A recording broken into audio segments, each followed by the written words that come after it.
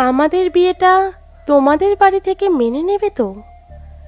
আমার বাড়িতে আমার কথাই শেষ কথা, বুঝলে?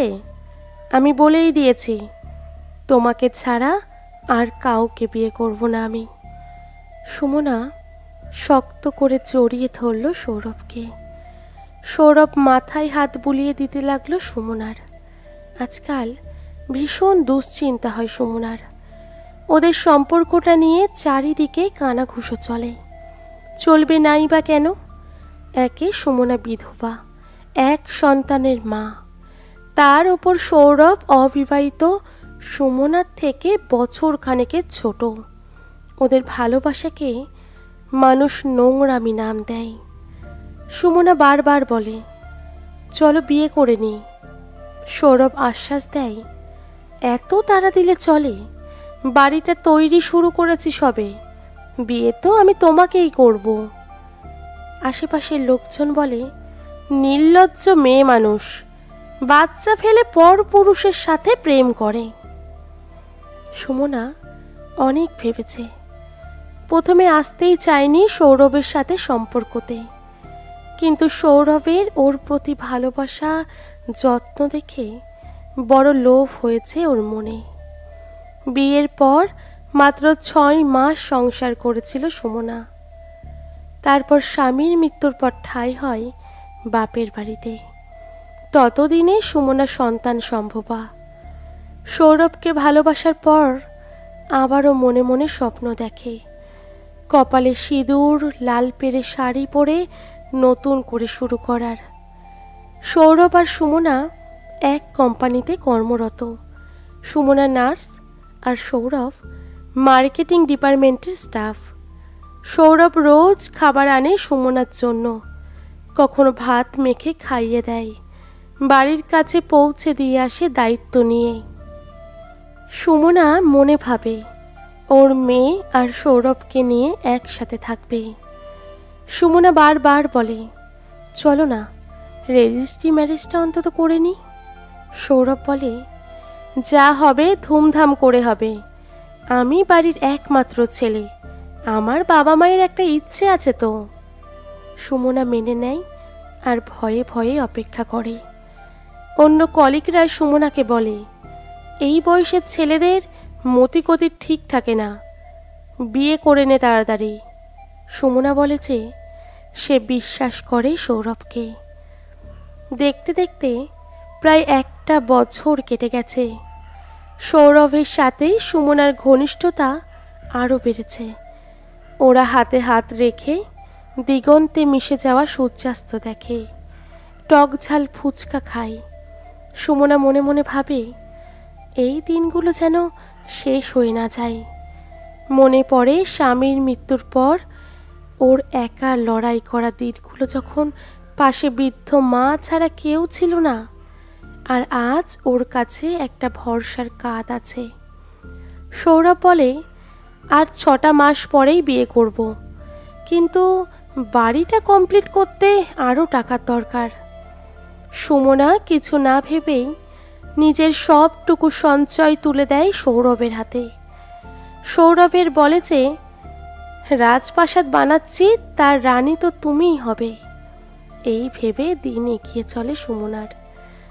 ঠিক করতে থাকে একদম টকটকে লাল বেনারসি পরে বিয়েতে বসবে ও। আশেপাশের লোকজন সুমনাকে ঠেস দিয়ে কথা বলে। সুমনা ভাবে বিয়ের পর সব ঠিক হয়ে যাবে। 6 মাস কেটে গেছে, সৌরভের বাড়ি তৈরি কমপ্লিট। সুমনা শুনল সৌরভ অন্য ব্রাঞ্চে ট্রান্সফার চাইছে। এখন আর সৌরভ সুমনাকে ফোন করে না। সুমনা কল করলে 2-1টা উত্তর দেয়, বাকিটা এড়িয়ে যায়। সুমনাকে সামনে দেখলে আর চোখ তুলে তাকায় না সৌরভ। সুমনা বার 6 কল করার পর রিসিভ করে সৌরভ। সুমনা কান্না মাখা গলায় বলে, কেন করছো এরকম? কি হয়েছে তোমার? তুমি ট্রান্সফার কেনই বা নিচ্ছ? সৌরভ গম্ভীর গলায় বলে, আমার বাড়ির লোক তোমাকে মানবে না, জানিয়ে দিয়েছে। সুমনা চোখে অন্ধকার দেখল। চেয়ারে বসে পড়ে কাঁদতে কাঁদতে বলল, তুমি তো সব জেনেই সম্পর্কে এসেছিলে, তাহলে আজ এসব বলছো কেন? সৌরভ বলল, আমি আমার বাবা মায়ের অবাধ্য হতে পারবো না। সুমনা বলল, তাহলে কেন আমাকে ঠকালে? আমাকে ব্যবহার করে ছুঁড়ে ফেলে দিলে কেন? আমি তো কারো কথা না শুনে শুধু বিশ্বাস করেছিলাম তোমায়, তার এই প্রতিদান দিলে তুমি। সৌরভ বলে ফেলল, বিধবা মেয়েকে কেনই বা বিয়ে করব আমি? কি আছে তোমার কাছে? সুমনা জড়ানো গলায় বলল, তাহলে তুমি আমাকে চাইছো না? সৌরভ বলল, না, চাইছি না। তোমারই এত সংসার করার শখ কিসের? ফোনটা ধপ করে পড়ে গেল হাত থেকে। তারপর আর কিছুই মনে নেই সুমনার। জ্ঞান ফিরতে সুমনা দেখল ওর মা মাথার কাছে বসে, মেয়েটা কাঁদছে অঝরে। সুমনা মেয়েকে জড়িয়ে ধরল। সুস্থ হতে সুমনার কয়েকদিন সময় লেগেছিল। 1 সপ্তাহের মধ্যে সৌরভ নববিবাহিত স্ত্রীকে নিয়ে ছবি ফেসবুকে পোস্ট করে ক্যাপশনে লিখল, আমার রানী। একের পর এক পোস্ট করল সিঁদুরদান মালা বদলের ছবি। সুমনা বুঝল সব আগে থেকে ঠিক করাই ছিল। সুমনা এত বড় ধোঁকা খেয়ে বেঁচে থাকার ইচ্ছাটাই হারিয়ে ফেলল। পাশে দাঁড়ালো কয়েকজন বন্ধু। পাড়া প্রতিবেশীরা বলল, বেশ হয়েছে।